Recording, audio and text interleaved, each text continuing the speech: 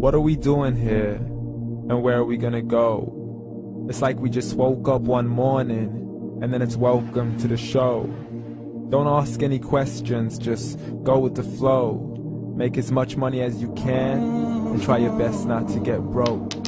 Copy everything you see on the TV, from the hairstyles to the clothes, and don't think too often, just do exactly as you're told. And if you ever get confused, then just turn towards the alcohol. You'll still hear your thoughts, then just turn up the radio as you learn to live a lifestyle of drugs, sex, and rock and roll. But in all honesty, I just need to know, is there more to the cycle than growing and getting old? Living and dying just to leave behind a happy home and a whole lot of property that somebody else is going to own. I just really need to know before the casket's closed, 'cause I'm not willing to gamble with my soul, nor am I ready to take any chances. These are just simple life questions and I'm just searching for some answers. Like, what are we doing here? And what is our purpose? How did we get here, and who made us so perfect? And what happens once we go, or is this world all really worth it?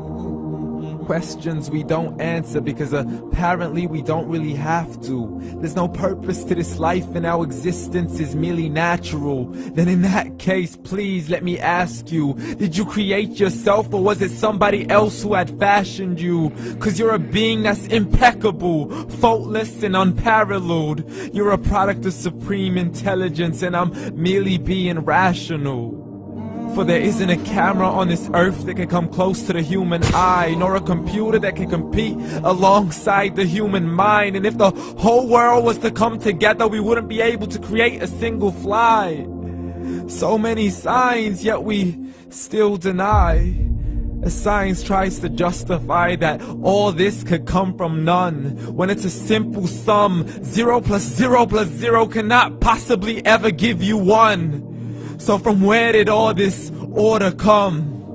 For everything has its origins, a maker, a creator of its own. I mean, the only reason you're watching this video is because somebody had to press upload. So we can believe in the Big Bang, but I'd rather believe in He who caused it to explode. Allah, the creator of everything along with every single soul.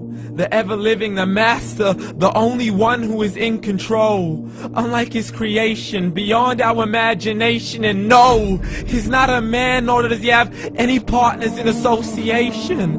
He's on his own. And no, he did not ever leave us alone. Just like every manufacturer, he left us with an instruction manual. The Quran and Islam, and I'm sorry to jump to conclusions, but it's the only one possible.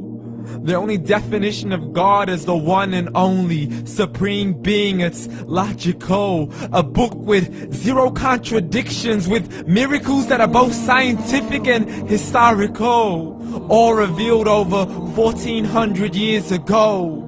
Like the detailed description of the human embryo. The descriptions of the human embryo in the Quran cannot be based on scientific knowledge in the 7th century. To the mountains as pegs holding firm the earth below, and the 2 seas that don't mix in a complete separate flow. To the planets in orbit, alternating night and day as they stay in flow. The expansion of the universe and the creation of everything from H2O. To the stories of the past and the preservation of Pharaoh. To identifying the lowest point in the land where Persia defeated Rome. The gushing fluid that created man in the glands between the ribs and the backbone. And not a word has changed, it's still the same. So please explain how all this was known over 1400 years ago.